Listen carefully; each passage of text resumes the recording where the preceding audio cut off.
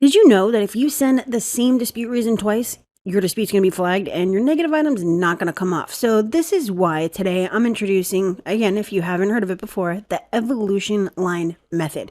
All right, I'm going to explain exactly what this is and exactly where you can access this. All right, so the evolving line, let's talk about this. So most companies want you to believe that these letters that they send out where it says, this is my first attempt, my second attempt, my third attempt, is going to remove the negative items just because they're reinforcing what they originally said, but saying it again. No, no, no, no.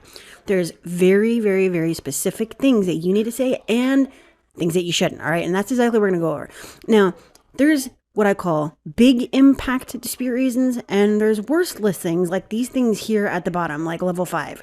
Type, terms, status, open date, yada, yada, all right? And we're going to go over that. So let's look at this. When using the evolution line method, what you're doing is actually circling back to the top of the hierarchy and you're reusing dispute reasons. But I'm going to tell you exactly how to do this the right way, all right? Because we're doing it with new information. So if you've used a reason, but it still reports the same information from the previous or initial dispute, you need to find something else or skip it, right? There must be something new for you to use the argument or it's not going to work. So step number 1, this is where you're going to choose the highest impact dispute reason. Like, for example, date last paid, first day delinquency, etc. Right? And now in step 2, and this is on round 3, because we're skipping round 2. Round 2 is where you use a secondary, totally different dispute reason. This is where you're going to attack a violation. And we've been talking about this a lot lately, such as failure to enter the notice of dispute pursuant to FCRA 623A3, right? Step number 3.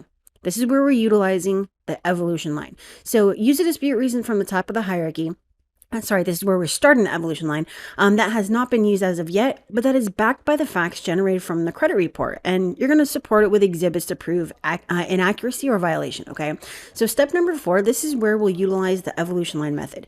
Instead of using a dispute reason from the middle or from the bottom of the hierarchy, such as, again, type, terms, balance, past due, so on and so forth, we are going to reuse a high impact dispute reason. And again, I'm going to show you exactly how to do this, such as date last paid, first day of delinquency, date last reported, notice to dispute, etc. And we're going to back it using new facts generated from the credit report. Okay, so an example, your initial dispute reason was first day of delinquency and it's showing, 2022, 2023, and 2021. If when you go and pull a new report, it now shows 322, 122, and 222, now you can reuse the first day of delinquency dispute reason because we have new information to back it, okay? Now let's look at the very simple dispute hierarchy. So level 1, this is going to be where you're going to find the highest impact dispute reasons. This is where you want to start. Date last paid, first day of delinquency, and date last reported. These are just examples. That all is based on the inaccuracies and violations on your credit report. Level number 2, violations, notice of dispute. That's just an example. Level 3, monthly payment on a closed account, high balance, lower than the balance, double jeopardy. Level 4, balance, past due, consistent lates, like an ambiguous I wasn't late dispute. And then level 5, type, terms, status, and open date. So here are some ELM examples. And you're going to want to note here that not all 3 bureaus will have changed information to utilize ELM, right? You have had to have 3 inaccuracies on the initial dispute, but now the new report shows changed information for only 1 or even 2 credit bureaus. So this means that we're only going to utilize the ELM for credit bureaus reflecting the new information for the same dispute element. So for the bureaus that show the same information as the initial dispute, look for a totally different high impact reason to use. All right. So I have 3 examples. We have the type, such as charge off, debt by collection, and late payments to delete the account, your initial reason, and your ELM reason. Okay. Now let's just go back up here just really, really quick. So the things that, again, you do not want to use are going to be these: type, terms, status, and open date. And this is not limited to this. These are just examples so that when you look at your credit report, you're going to know what you should not use. So these are definite no's.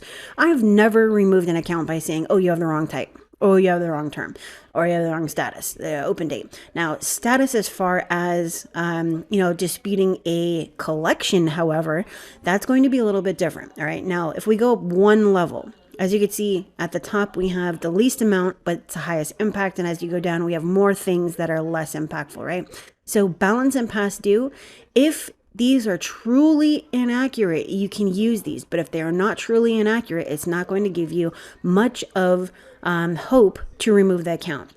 Now, when I say consistent lates, what I'm saying is if we're disputing a late payment and it shows, on all three bureaus that you were late for X date, same date on all three bureaus, that's an ambiguous "I was not late" dispute. What that means is you're just saying I was not late on that date in an attempt to get them to verify it. Now, this does work, but if you have anything else that's higher than this in the hierarchy, you're definitely going to want to use these first and then go and use this. Okay, so if that makes sense, make sure to smash that like. And while you're at it, subscribe so that you can get more videos like this that break down this process and allow you to move forward with a higher score and get those things that you truly need. And speaking of which, if you want to see if I can do a credit sweep for you, that link is always at the top of the screen. All right, so here are some examples. So for a charge off, let's say your first dispute was date last paid, reports as 122 on Experian, 223 on Equifax, and 319 on TransUnion. Now, if we only have new and updated information for the date last paid for one bureau, then we would say date last paid was changed to 319 on TransUnion, right? So because of that, delete this account, okay? Now, for a debt buyer collection, payment history reflects late payment on 122, or a new reason could be the payment history shows that the illegal late payment from 122 was converted to okay, even though no payment was ever made. Or while the late payment on 122 was removed, the status of this account reflects late, even though this is a collection. So you need to start thinking outside the box, okay? Lates for deletion. Payment history is reported as on time for June 2022 with Experian, 30 days late with Equifax, and 60 days late with TransUnion. Now, if we go and we pull the report and we see that it's only changed on Experian, it would be payment history was converted to 60 days late on Experian without any verification of accuracy for that first initial dispute. So I hope that this makes sense, but if it doesn't, that's okay, because I have a whole workshop for this. The evolution line method workshop. All right.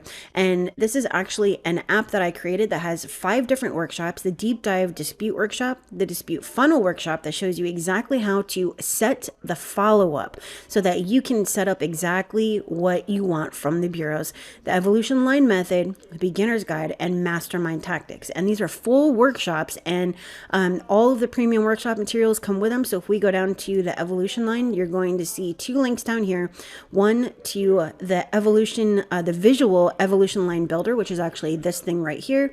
And there's notes on how to use this. And if we kind of just scroll in, let's see if we can move this over, you're going to see exactly what I'm talking about.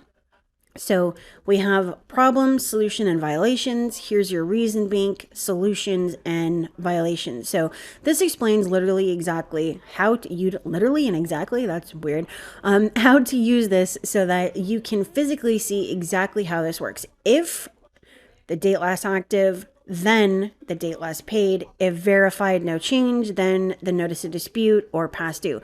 So this is going to show you a little bit more on how to use the evolution line. All right. So this is really simple when you're able to physically see it. And that's another reason why I actually included this. So we have, starting with a charge off, how to dispute it factually, tactically, and using challenges. And if we scroll in just a little bit, we're gonna fix this so that you can see. So impact level, I have them by impact, the dispute reasons. We have some information on the differences between these and then the different ways that you can go about this. This is actually tagged down at the bottom, the dispute impact mapping. That's also included with this workshop. All right, so direct link to the visual evolution line ebook. That is a transcription of the full workshop, okay? So if you want to access all of this, including this breakdown for the evolution line method and the different examples, then it's going to be right here with the dispute workshops. And again, we have the mastermind tactics, beginner's guide that literally walks you through how to read a credit report and extract the inaccuracies and violations, evolution line, dispute funnel, and the deep dive. All right. So that is it for today. If you need help, use that link at the top of your screen. If you have questions, post them down in the comments and make sure to like this video, and I will see you next time.